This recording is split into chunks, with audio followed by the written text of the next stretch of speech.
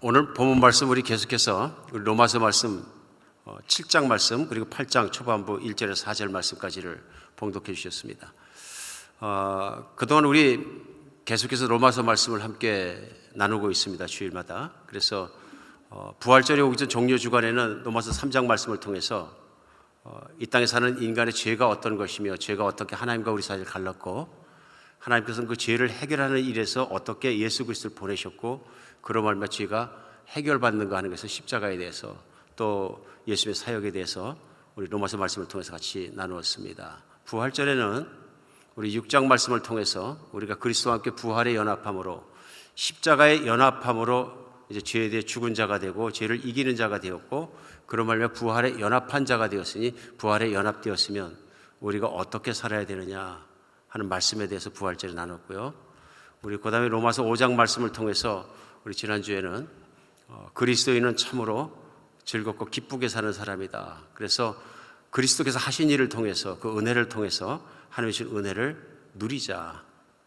그래서 그리스도인의 참된 표징이 되는 삶의 모습은 기쁘게 사는 것이고 즐겁게 사는 것이다 하는 말씀을 같이 나누었습니다. 오늘 로마서 말씀은 계속 가면서 물론 예수 그리스도로 말미암아 나누는 말씀입니다. 그 복음을 나누고 복음의 결과와 복음의 능력과 복음의 영향과 복음을 우리를 변화케 하신 것들에 대해서 계속 나누는 것을 오늘 우리는 같이 본문 가운데 알 수 있습니다. 사도 바울은 7장에서 율법에 대해서 얘기합니다. 다시금. 그러면서 율법은 선한 것이다 사실을 시작합니다. 오늘 본문을 7장 14절부터 읽었는데요. 7장 그 앞에 부분에 보면은 율법은 선한 것이다 하는 얘기입니다. 율법에는 하나님의 의가 나타나고 하나님의 백성이 거룩하게 하나님 백성답게 살아가는 길이 하나님이 선포해 주신 율법 안에 나온다. 그런데 율법을 지키려고 하면 무엇이 드러나냐면 죄가 드러난다 하는 얘기를 합니다.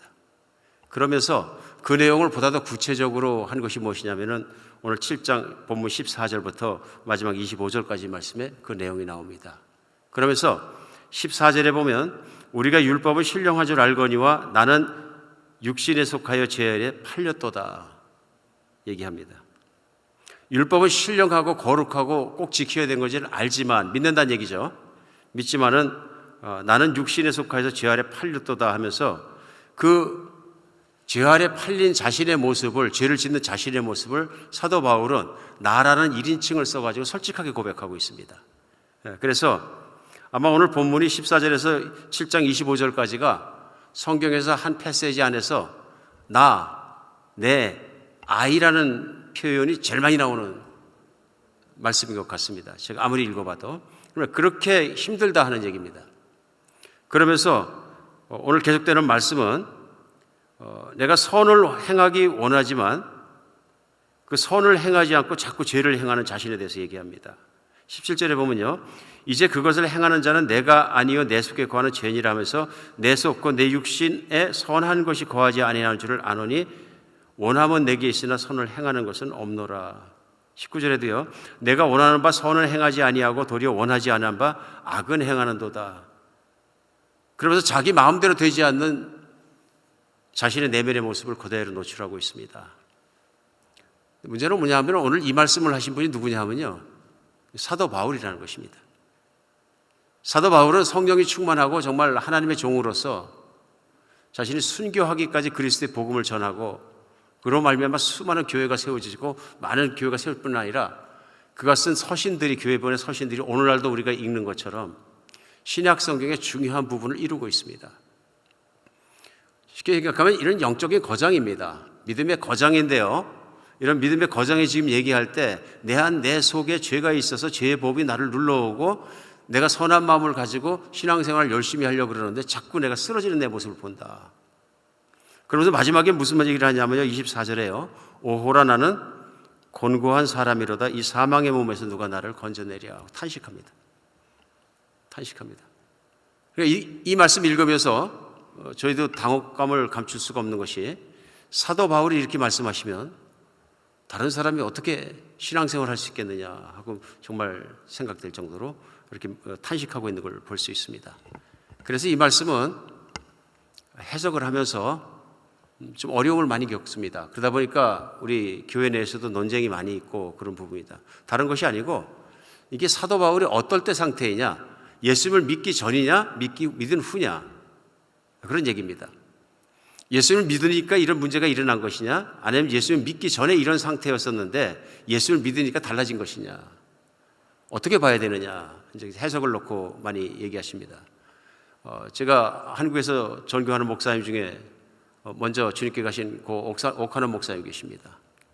아주 오래전입니다마는 저도 로마서 말씀을 사랑해서 말씀을 놓고 계속 묵상하고 여러 번 말씀을 읽고 듣고 하면서 공부했던 시절이 있습니다.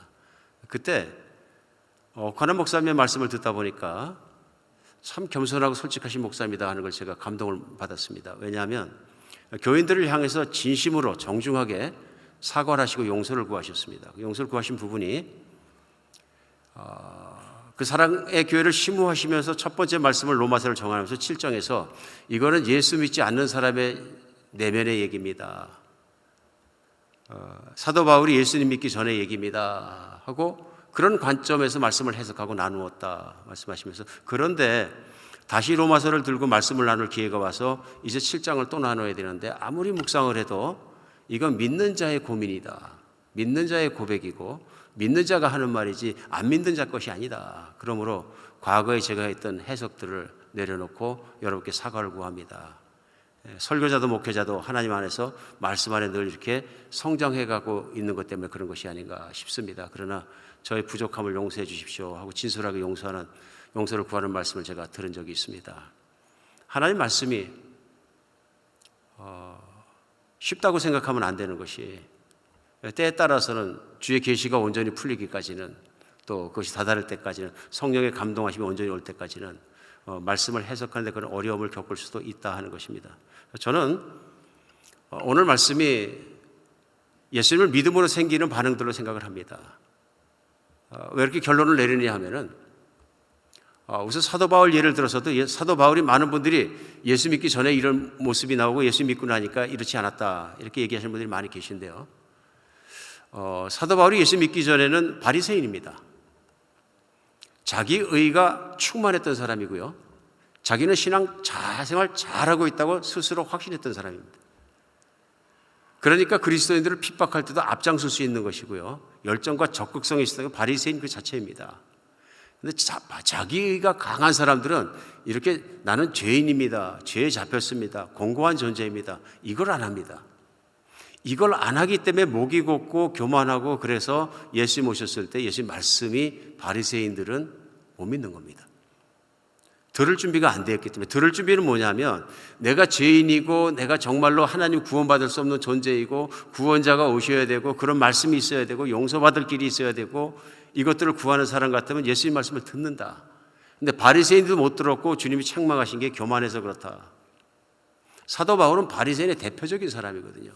예수님 믿기 전에는 이런 고백하기 어렵다. 마찬가지로 적용해서 그 말씀을 그대로 적용한다면 예수님 믿기 전에 이런 고민을 한다는데 제가 생각하기에는 제가 예수님을 믿지 않을 때 생각해 보니까 예수님 안 믿는 사람은 이런 고민 안 합니다.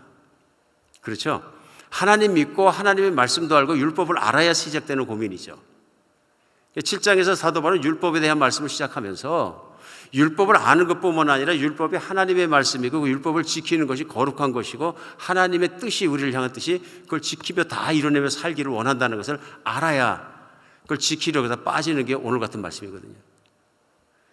그런 뜻으로 봐서 오늘 7장 말씀에서 사도 바울이 전하고 있는 것은 이미 믿는 상태에서 믿는 사람 얘기다 하는 것을 생각해 볼 수 있습니다. 실제로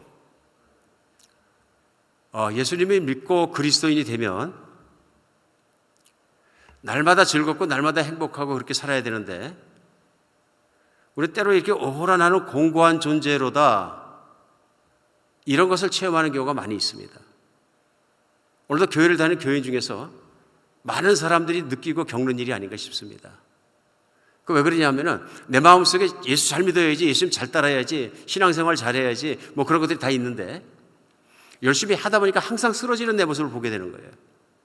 신앙생활이 잘 하지 못하는 나, 하나님 보셔도 참 기뻐하지 못할 만한 내 모습이 자꾸 보이는 거죠.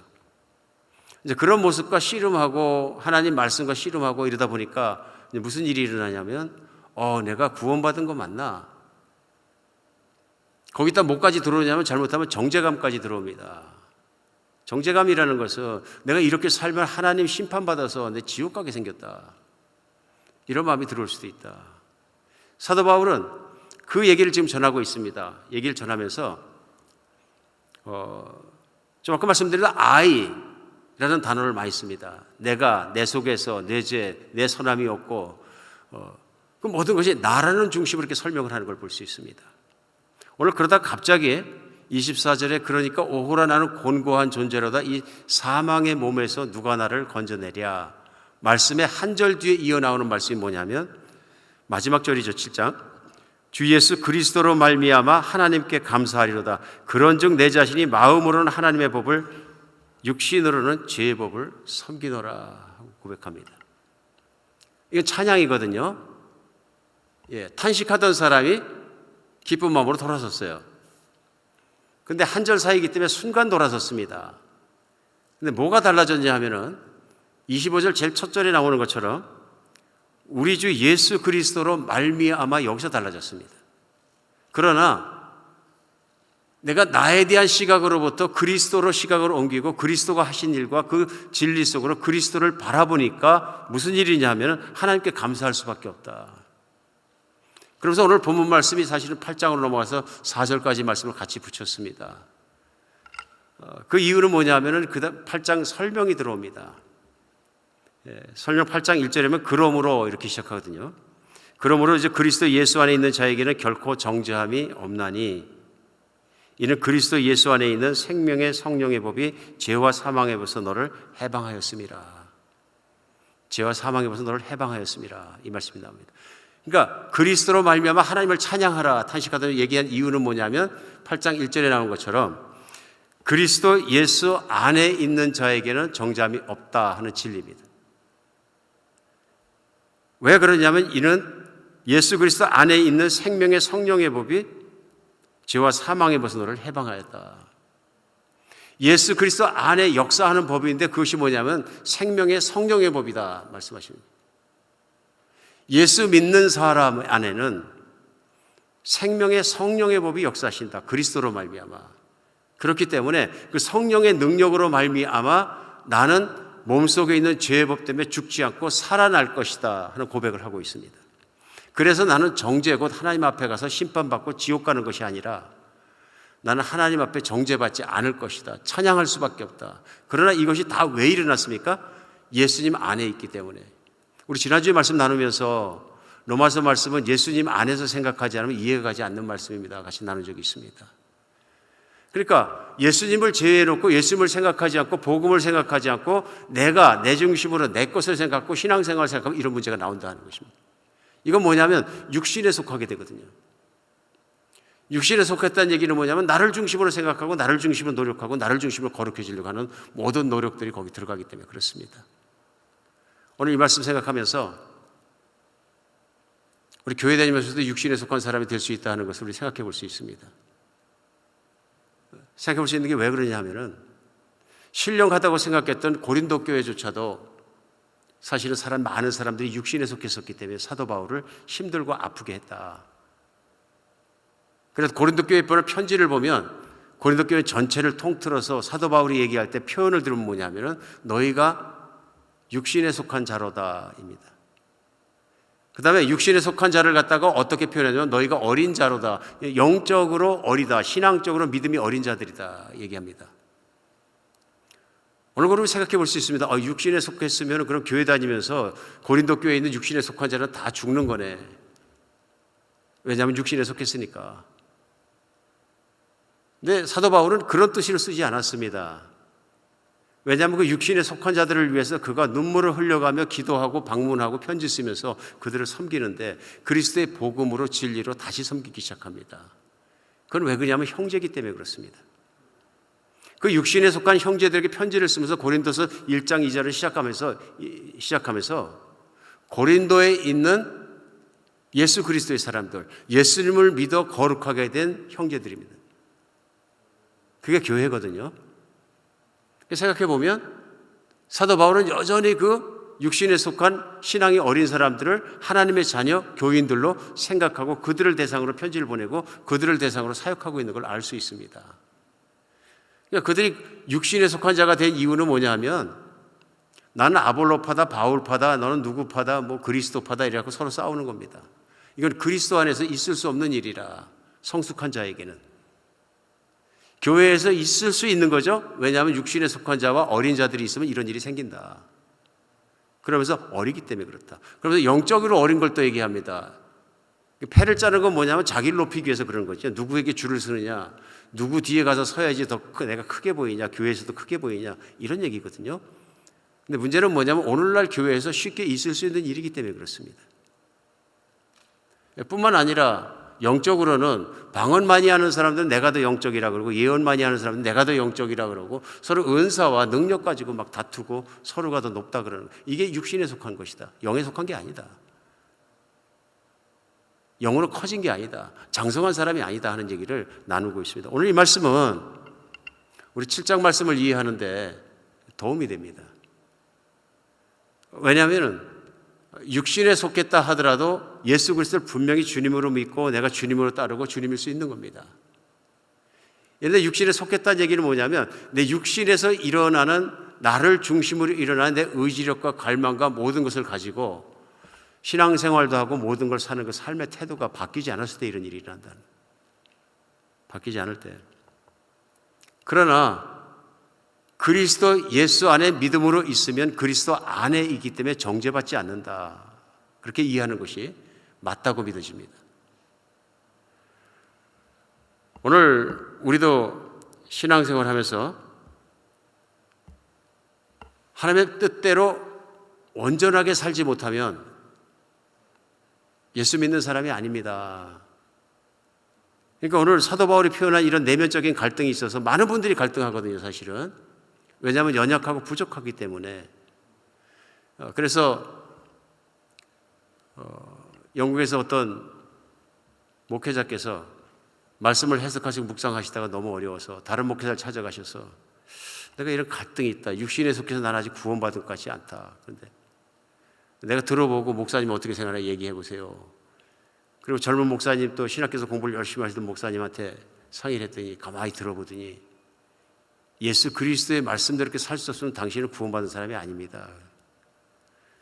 그렇게 자신이 더 비참해지더라 하는 말씀을 어디서 쓴 내용을 제가 읽은 적이 있습니다. 오늘 7장에서는 그 말씀을 그렇게 전하고자 하는 내용은 아니라고 믿어집니다. 이 말씀은 우리가 자신을 생각하면 연약할 수밖에 없지만 눈을 돌려서 예수 그리스도 안에 있다는 것을 믿고 그 진리를 받아들이면 우리는 달라집니다 하는 얘기입니다. 모든 것이 달라집니다. 왜냐하면 예수 그리스도로 말미암아서.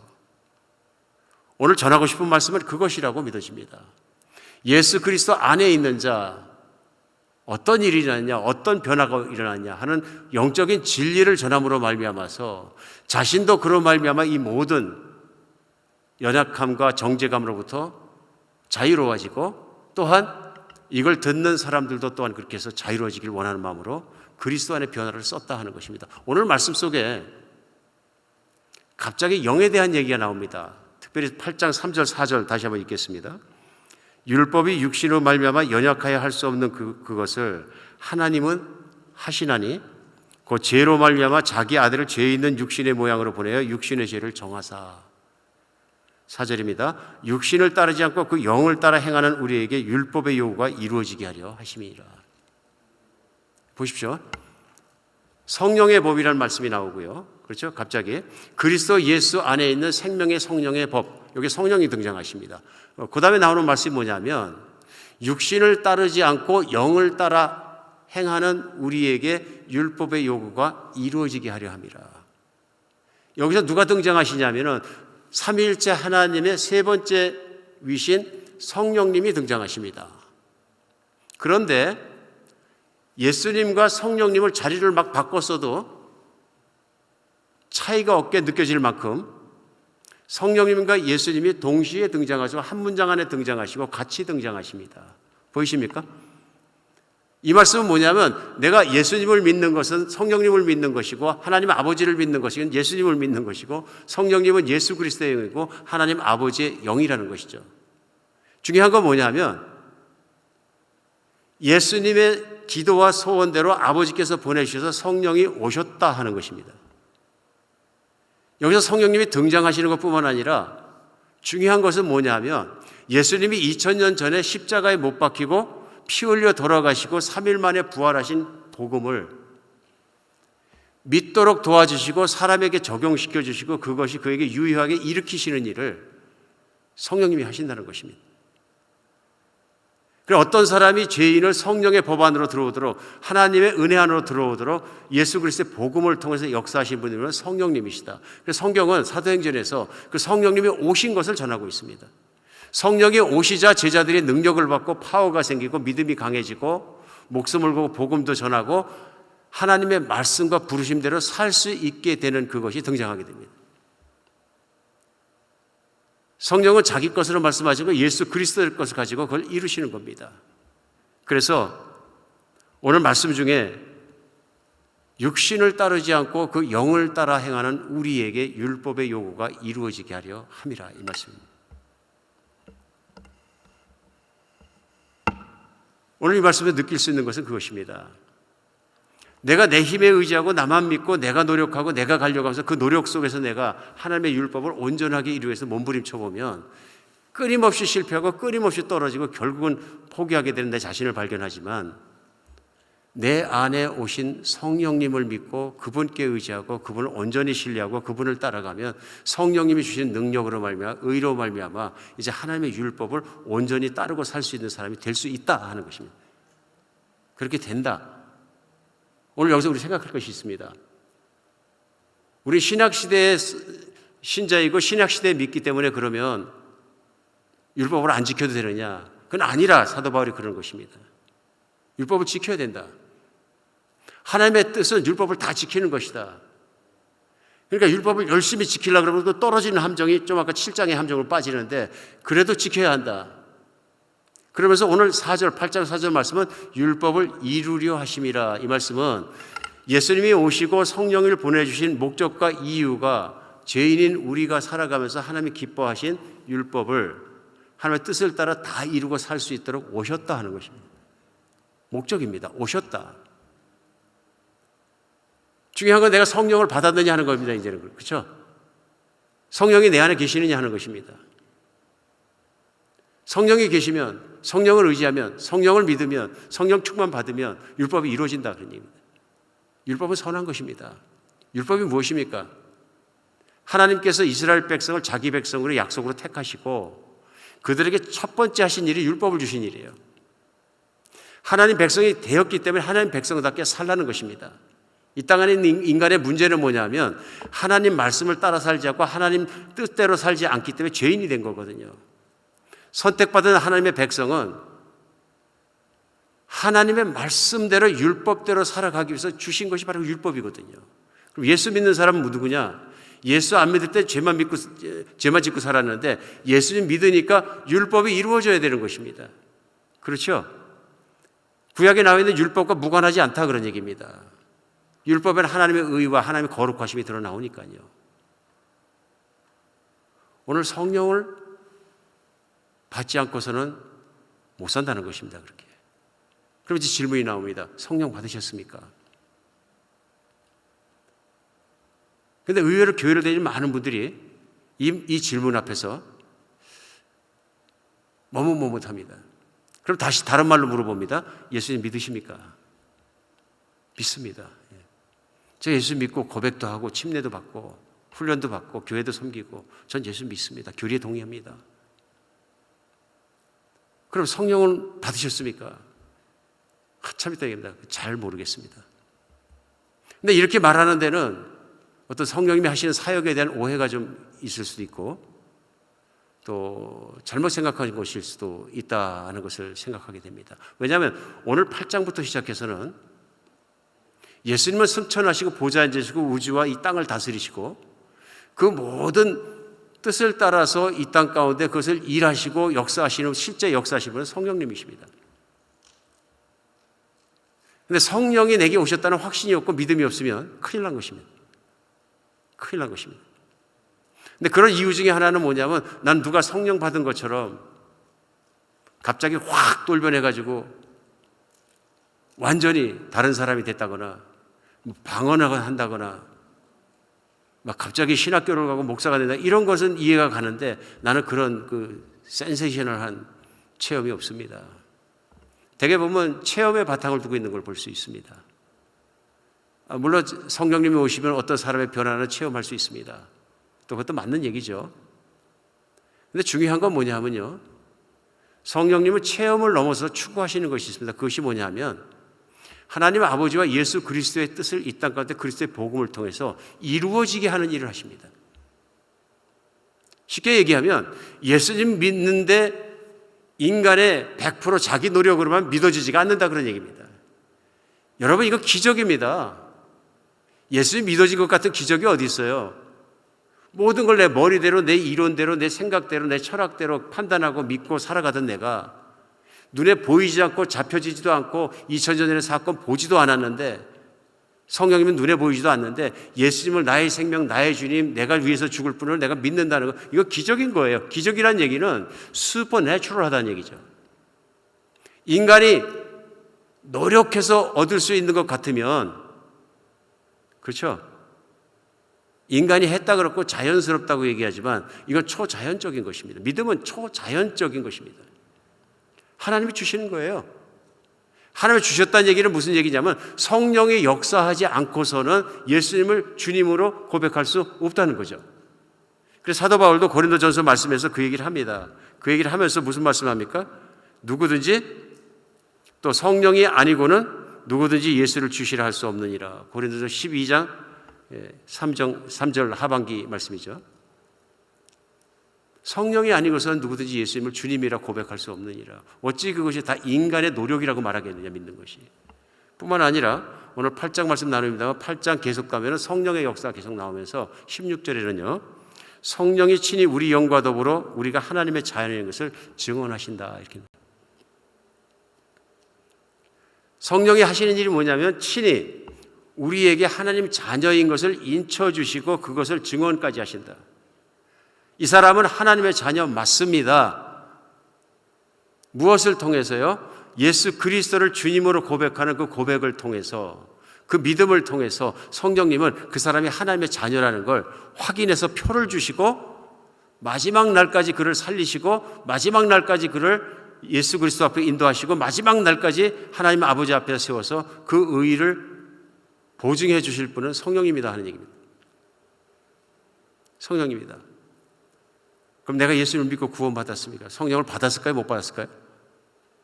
내가 진짜로 예수 믿으면 성령 받았다. 성령 없이 나는 예수 믿습니다. 그러면 교회 못 나옵니다. 그렇죠? 예수님 믿는 것은 성령 받았기 때문에 그런 것입니다. 성령의 능력이 내 안에 있는 것입니다. 그 성령님이 어떤 분이십니까? 세상을 창조하신 분이에요.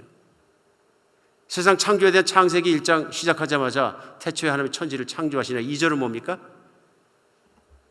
그 땅이 혼돈하고 공허하며 흑암이 깊음 위에 있고 하나님의 영원 수면을 운행하시니라. 아무것도 없어요.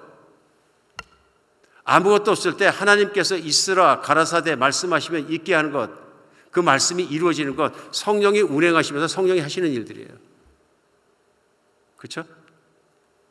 그래서 피조물은 생기게 되고 세상에 보이는 것, 보이지 않는 모든 피조물은 성령의 역사 없이는 존재할 수 없는 거죠. 예수 그리스도 십자가에 죽으시고 부활하신 큰 사건 속에서 하나님이 하신 일은 새로운 생명과 새로운 정말 세상을 창조하시는 일을 시작하신 거예요. 그럼 새로운 사람을 만드실 때 그리스도로 말미암아 십자가에서 주와 함께 죽게 하고 주와 함께 살아나게 하는 그 역사를 성령이 하시는 거죠.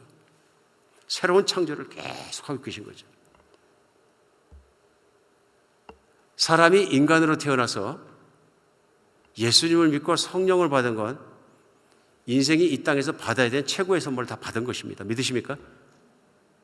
다 받은 것입니다. 하나님 자신을 우리 안에 주시는 것보다 더 큰 선물은 없습니다. 너무 큰 선물인 거죠.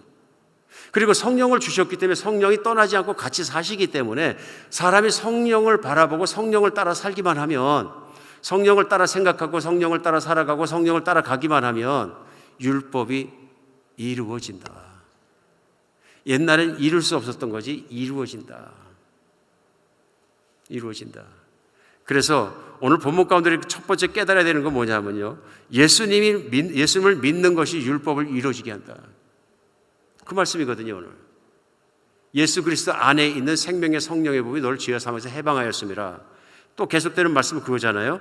율법이 육신으로 말미암아 연약하게 할 수 없는 것을 하나님은 하시는데 그 죄로 말미암아 그 아들을 죄 있는 육신의 모습 보내서 죄를 정하셨다. 깨끗하게 해주시고. 예수님 없이는 안 되는 거죠. 그렇죠? 예수 믿어서 일어난 일인 거죠. 그 결과가 뭐냐면 성령 주셔서, 예수님을 승천해서 올라가셨지만 성령을 주셔서 예수님이 우리 안에 나타나게 해주시는 게 뭐냐면, 예수님을 현현케 하시는 게, 성령님은 예수의 영이시고 아버지의 영이고, 그래서 예수님의 말씀을 생각나게 하시고 예수님은 우리 안에 살아나게 하시는 역사가 성령으로 말미암아 있는 거죠. 근데 여기서 성령님, 예수님 자리를 바꿔서도 전혀 이상하지가 않습니다. 내 안에 예수님이 계시다. 정답입니다. 내 안에 성령님이 계시다. 정답입니다. 근데 예수님 말씀대로 성령님은 내 안에서 그리스도의 그 모든 것을 드러나게 하시고 그리스도를 높이시고 그리스도를 따라가게 하십니다. 오늘 성령을 받았다는 게 얼마나 큰 일이죠. 그럼 무슨 일이 일어납니까? 그리스도의 의가 그리스도를 따라 사는 사람이 일어나게 하는 거죠. 근데 중요한 일이 있습니다. 그것이 무엇이냐면은, 예수님을 죽기까지 사랑을 해야 율법이 이루어집니다. 오늘 4절 말씀 속에요, 육신을 따르지 않고 그 영을 따라 행하는 우리에게 율법의 요구가 이루어지게 하심이라, 이렇게 말씀합니다. 그러니까 육신에 속한 자가 아니라 영에 속한 자가 되어서 온전하게 내가 살게 되면, 이런 얘기거든요.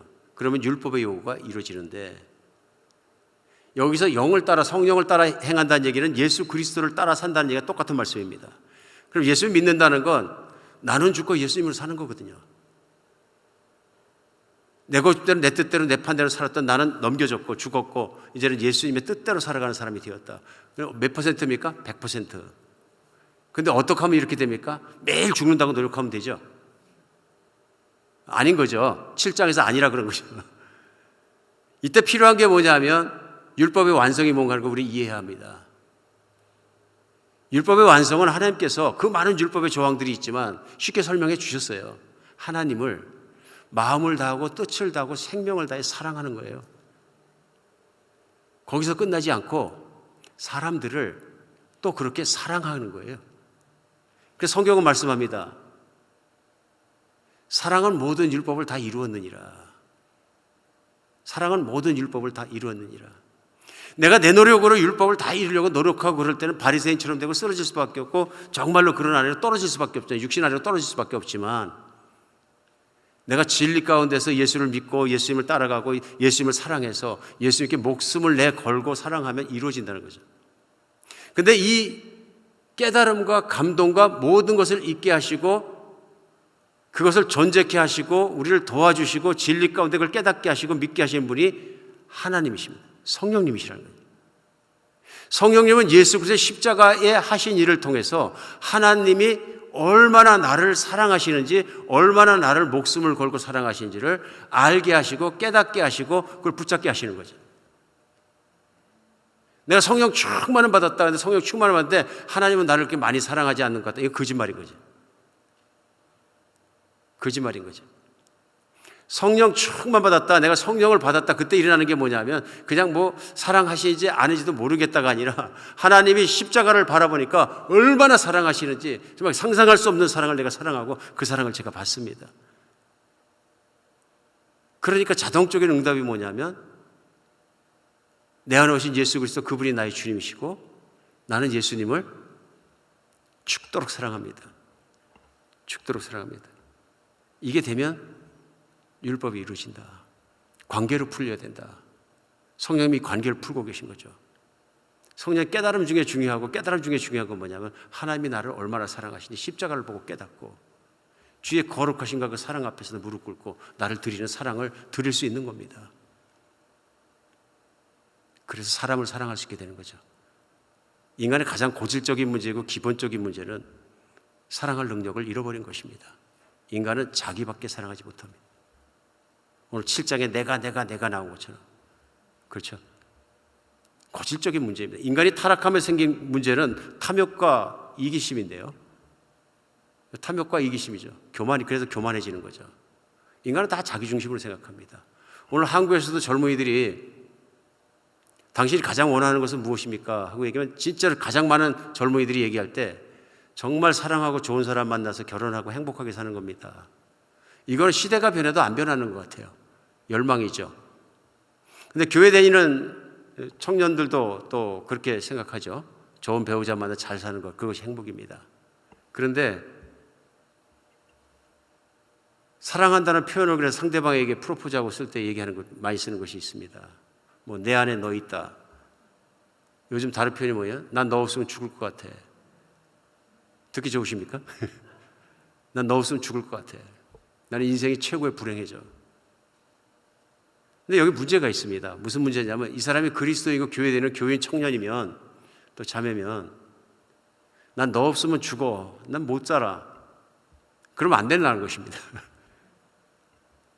왜냐하면 죽고 못 살 사람이 없기 때문에 나는 불행한 사람입니다. 이렇게 될 수 있어요.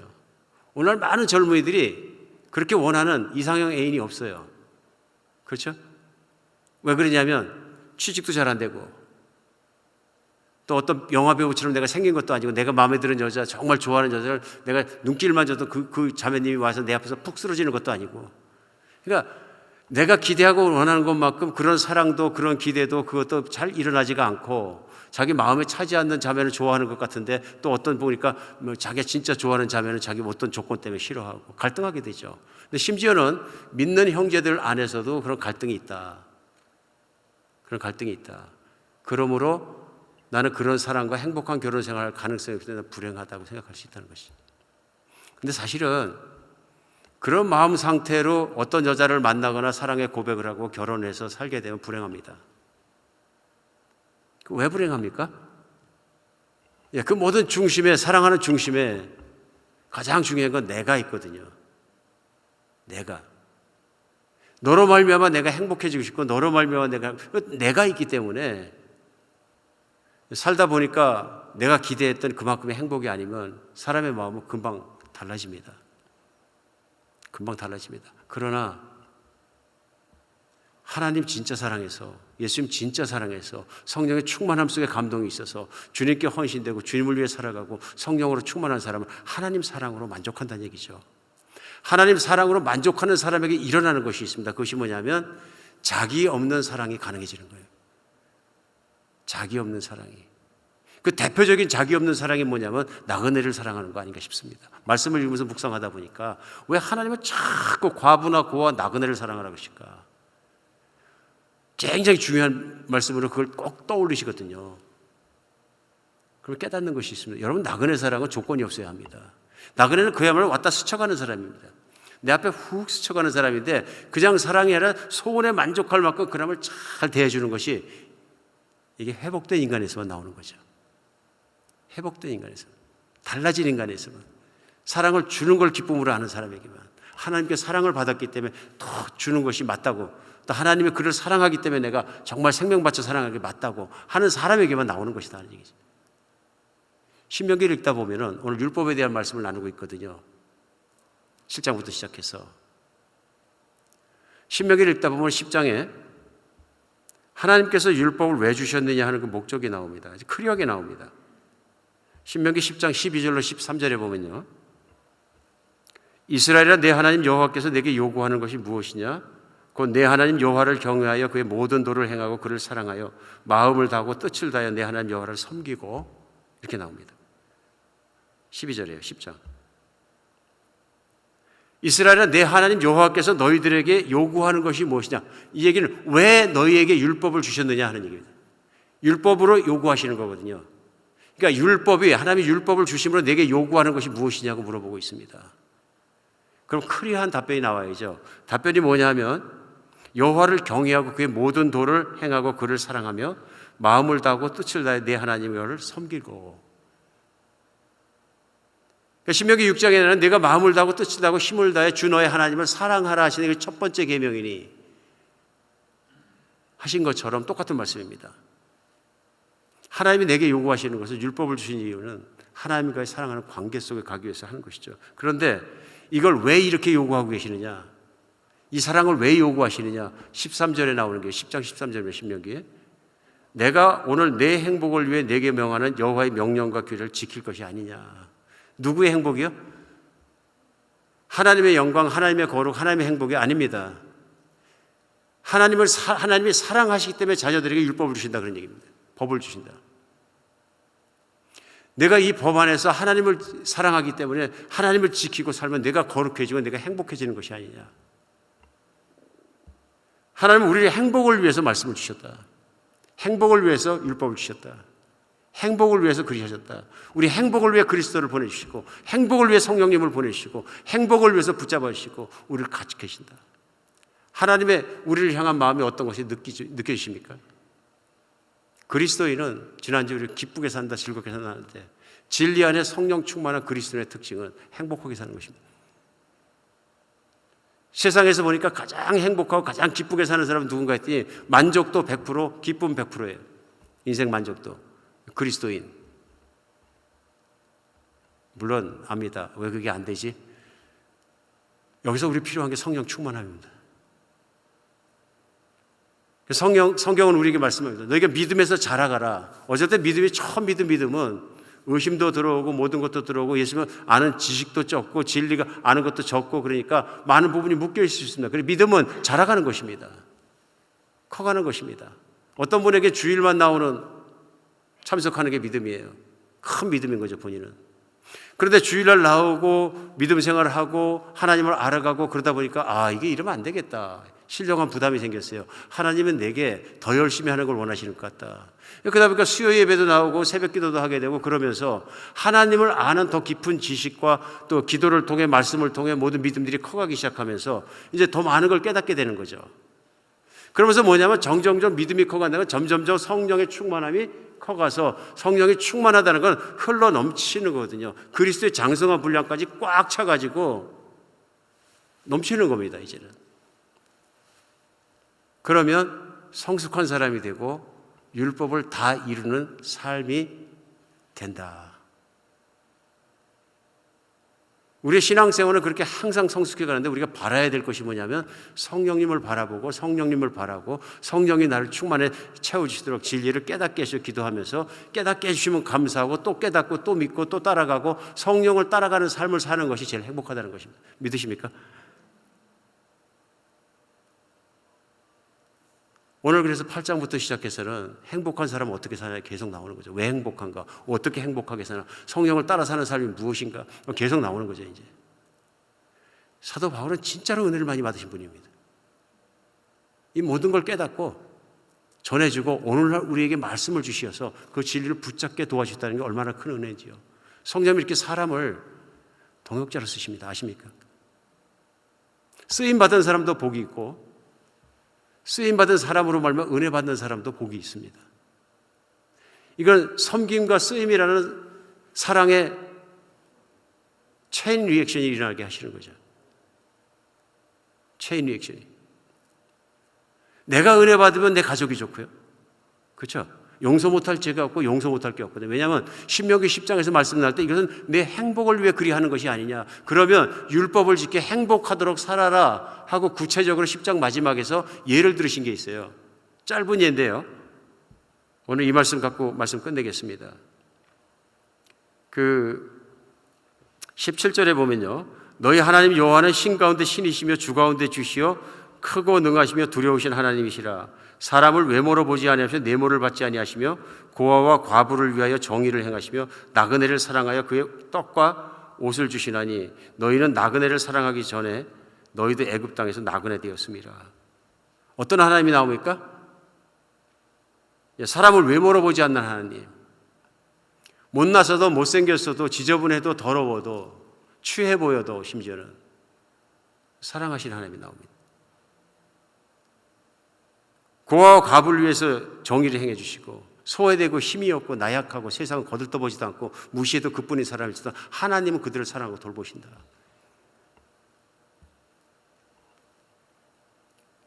그러면서 마지막 말씀이 너희는 나그네를 사랑하라 명령입니다.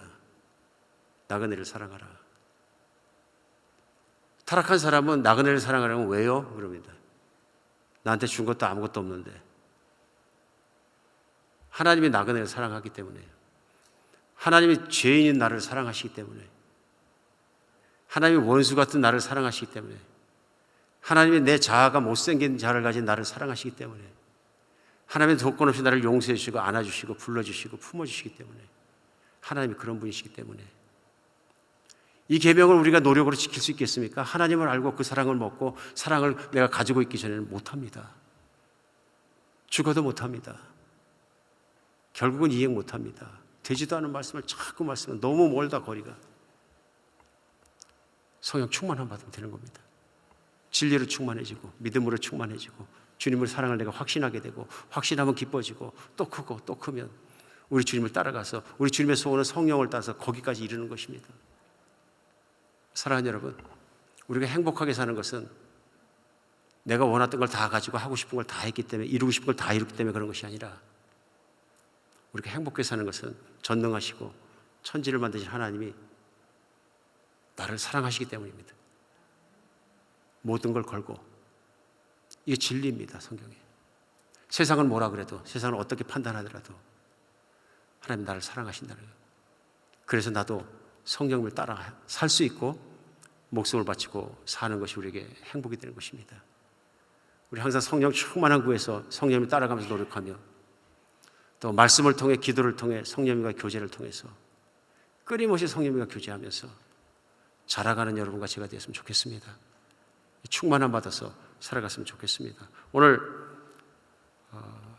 계속 나누겠습니다만 혹시 오해할지 모르는 분들을 위해서 그럼 성령 충만 받으면 어떤 일이 일어나냐? 하나님의 존재하심과 나를 사랑하신 그것이 복음 예수 그리스도의 십자가와 부활을 통해서 너무 확실하게 믿어집니다. 흘러넘치도록 확실하게 믿어서 사도 바울 같은 사람은 가는 곳마다 핍박을 받을지라도 돌을 맞을지라도 감옥에 갇힐지라도 나누지 않고서는 견디지 못할 만큼 그 확신이 그를 즐겁게 하고 기쁘게 하고 행복하게 하고 나누고 싶어지게 합니다. 열망이 생깁니다. 성령 충만 받으면 어떻게 되느냐? 성령이 항상 나와 함께 가까이 계시다는 확신에 대해서 흔들리지 않게 됩니다. 어떤 순간에도 어떤 모멘텀에도 성령이 나와 함께 계시고 나를 지키시고 함께 계시다는 것이어서 평안과 안정감을 누릴 수 있습니다. 자신의 삶의 목적들이 또렷해집니다. 왜 사는지, 무엇을 위해 살아야 되는지, 어떻게 살아야 되는지 또렷해집니다.